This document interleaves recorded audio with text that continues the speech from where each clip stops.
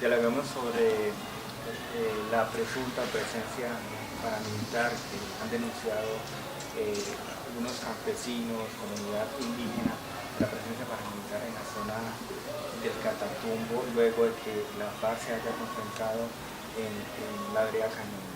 Bueno, mira, nosotros hicimos un seguimiento y un acompañamiento, digamos, muy de cerca a lo que ocurría, entre otras por un deber moral, digo yo, ¿no? Todos sabemos la tragedia, todo lo que ocurrió sobre el terror que causó este grupo en la región, entonces por supuesto eso le causó, pues digo yo, preocupaciones y alarma a todos, ¿no? No sé si al ejército y al gobierno como a muchos otros sectores.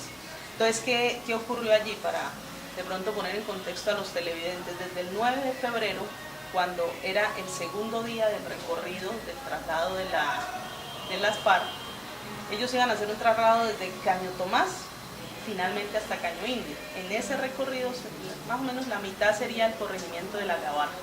Al segundo día de ese recorrido, cuando ya inician el desplazamiento, unos campesinos de la vereda Las Timbas, pues alcanzan a la comisión que está haciendo este traslado y comentan de que vieron, ¿sí?, y recibieron amenazas directas de un grupo que se identificó como paramilitares. Entonces, esa situación hizo que las autoridades reaccionaran de alguna manera, y el mismo 9 de febrero hubo una reunión con el Ejército Nacional en la capilla, en el kilómetro 60. Ahí se sacaron unos compromisos básicos. Uno es que las fuerzas militares iban a hacer presencia en la zona donde se habían presentado estas denuncias y iban a llevar 200 hombres. Lamentablemente esto no ocurrió. Tenemos noticia que pasaron 5 días sin que efectivamente hicieran la presencia, pero las comunidades, al ver esa falta de atención, pues lo que hacen es tomar una medida de presión, y es decir, no dejar avanzar a la comisión.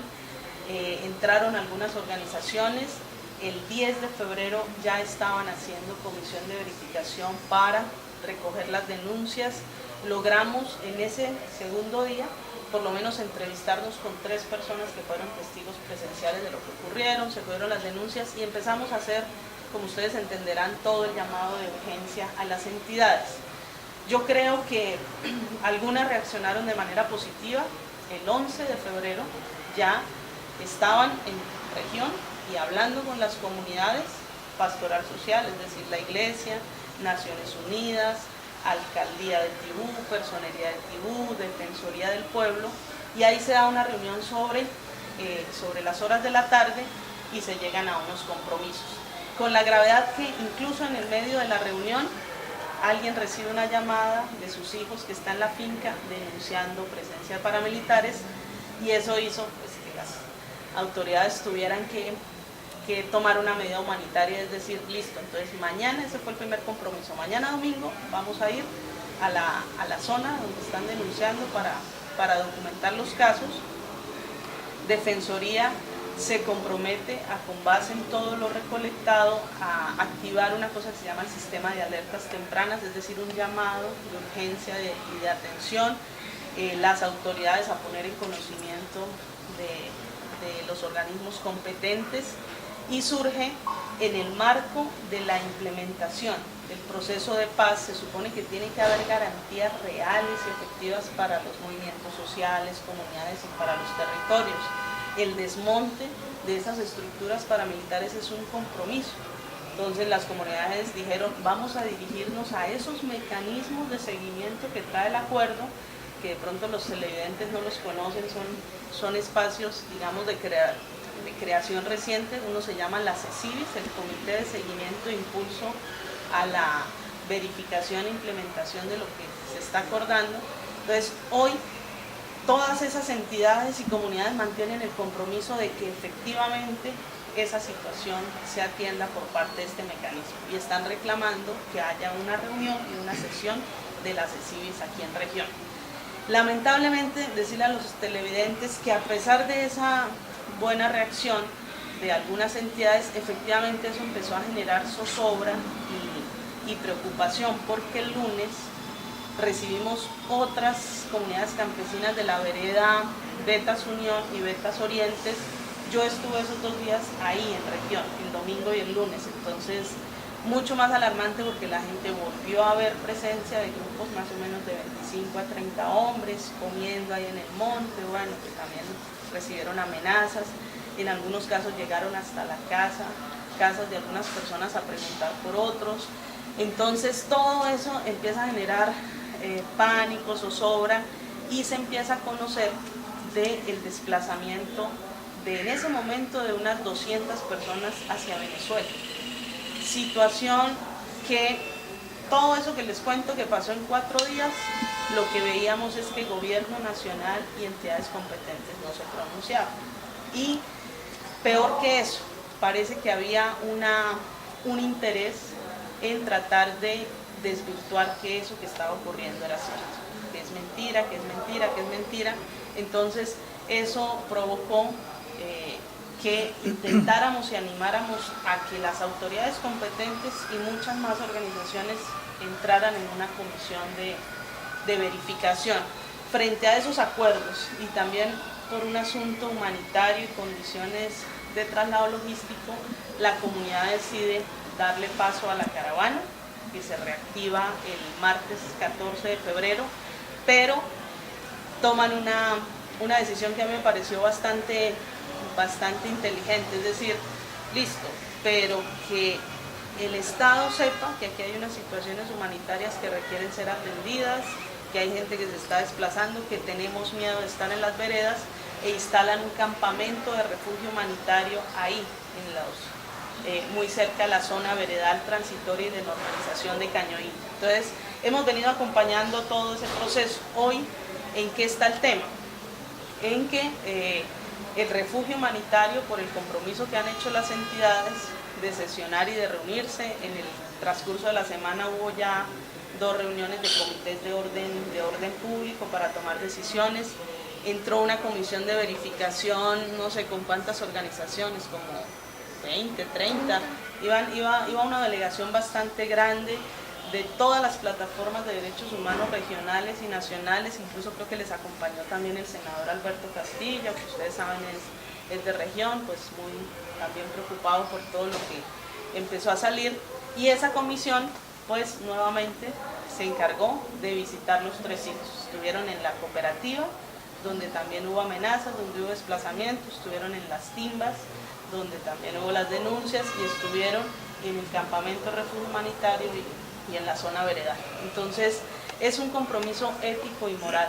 Realmente nadie quisiera volver a vivir una situación tan lamentable, y yo les soy muy franca, yo como le dije a las comunidades, admiro muchísimo la contundencia y dignidad con la que ustedes reaccionaron, porque es que eso está ocurriendo en todo el país, la reaparición de los grupos paramilitares, y llevamos en lo corrido del año cerca de unos 50 líderes asesinados, es decir, sí hay unas estructuras criminales que ya están actuando. Y aquí me pareció que el Catatumbo reaccionó en lo que nosotros llamamos el deber de prevención y de precaución. Y como se los dijimos a las fuerzas militares, pues si las pruebas que ustedes quieren es tener los cadáveres y los muertos para decir si hay paramilitares, nos parece, digamos, una posición muy cínica, ¿cierto? Lo que las comunidades hacen, yo aprovecho las cámaras para hacer un poquito de pedagogía. Uno de ciudadano está en el deber moral de, si conoce de la comisión de un delito, lo denuncia. Pero cualquier funcionario del Estado, eso ya no es un deber moral, sino un deber legal. Por eso todos los funcionarios que lo conocieron, el personero de tribú, el alcalde, pues lo que uno hace es documentar y poner eso en conocimiento de las autoridades competentes, y esperamos que toda esta presión, preocupación y denuncias que se han hecho pues tengan la debida atención del Estado. Doctora, otro tema es cómo son las condiciones actualmente en las que se encuentran, ya teniendo en cuenta que hace 10, 15 días ya están todos los miembros del Frente Sindicales de la Paz concentrados en la área de Cañoín. ¿Cómo están las condiciones? ¿Qué hace expresar? Ya que en algún momento, es decir, no estaban las condiciones dadas para el alojamiento. de estos cerca de más de 400 hombres? Bueno, yo primero que todo quisiera celebrar que ese hecho es un hecho cumplido, es decir, ustedes vieron todas las mentiras y lo que se dijo el año pasado frente al tema del plebiscito y del proceso de paz.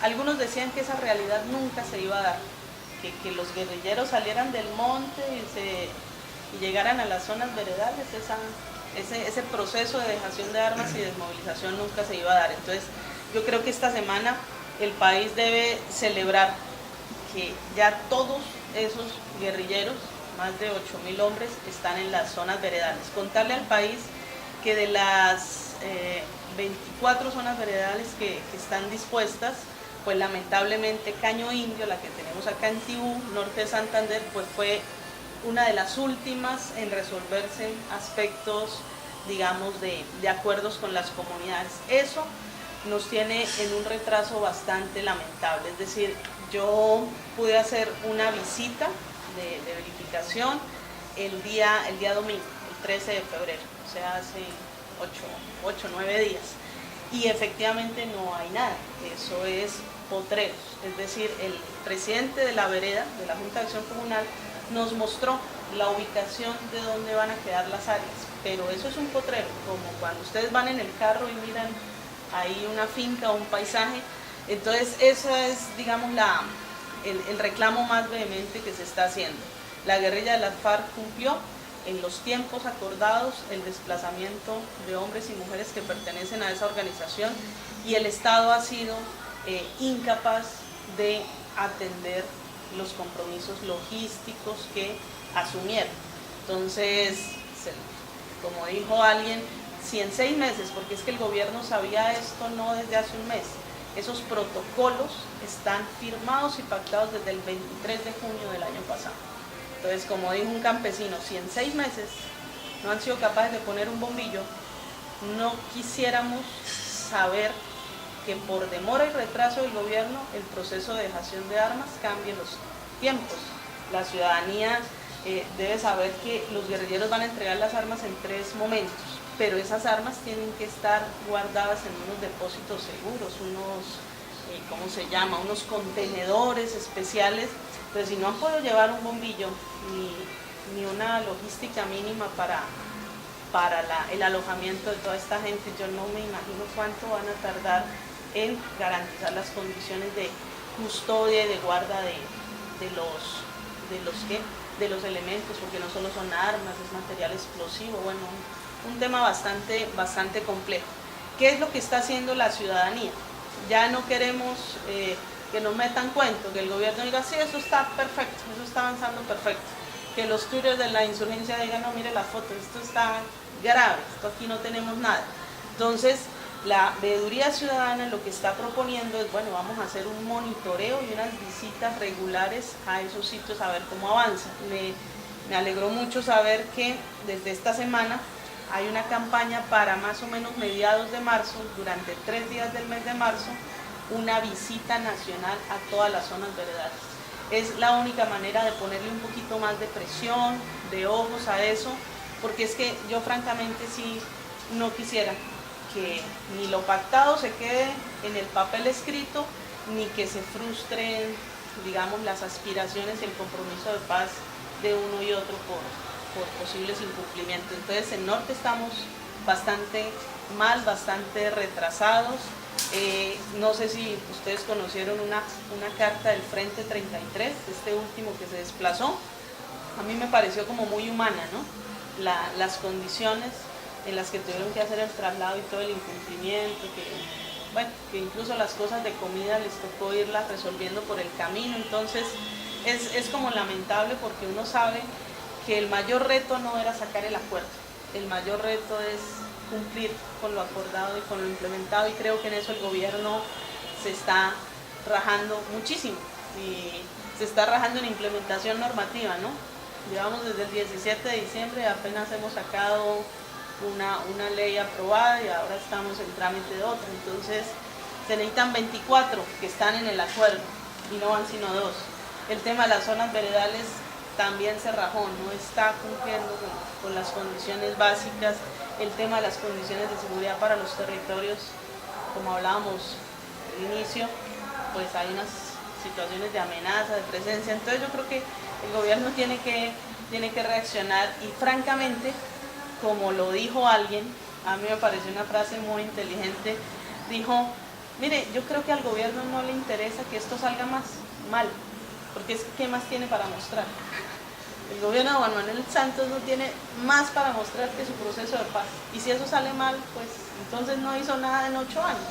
Entonces yo creo que ojalá el gobierno reaccione y empiece a cumplir en eso, que es lo único que tiene que mostrar. Porque francamente uno dice, bueno, pero ¿qué otra bandera tuvo el gobierno? Política económica, educativa, social. Entonces ese es el tema. Precisamente, doctora, ¿cómo avanza el trámite en el Congreso de estas leyes, normas que se espera que se aprueben por parte de... Listo, comentarle a los televidentes, el Congreso y el Gobierno, el 7 de julio del año pasado definieron un procedimiento especial para tramitar leyes, que se conocen como Fast Track.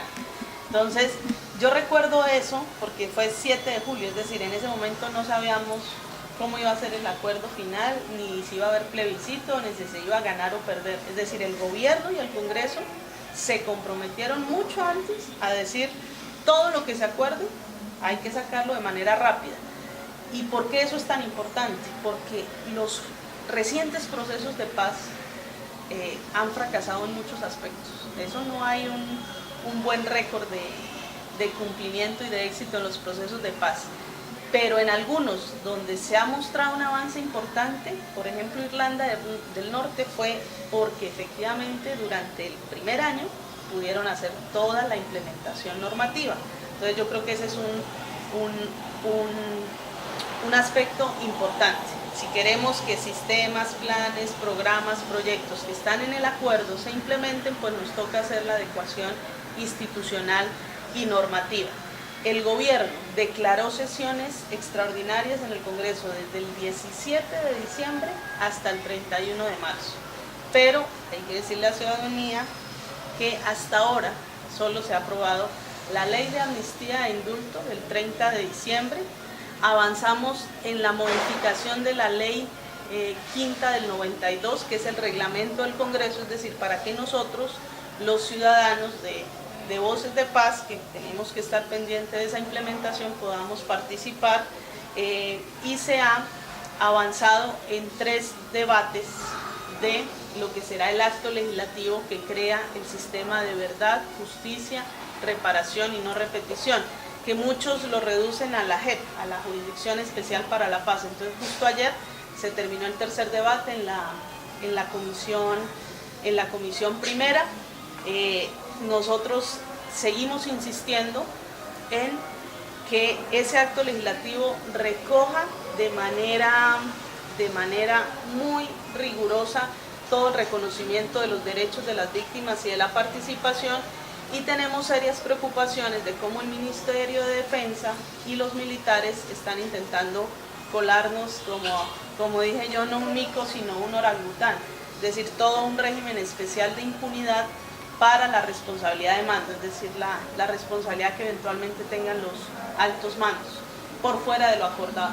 Entonces, el acuerdo dice que tanto fuerza pública como guerrilla, igualito, en las 2 páginas donde se menciona, tienen que responder por los delitos cometidos por sus subalternos, de acuerdo al derecho internacional penal, al Estatuto de Roma y al artículo 28, y aquí nos aparece que los militares quieren un régimen especial de impunidad.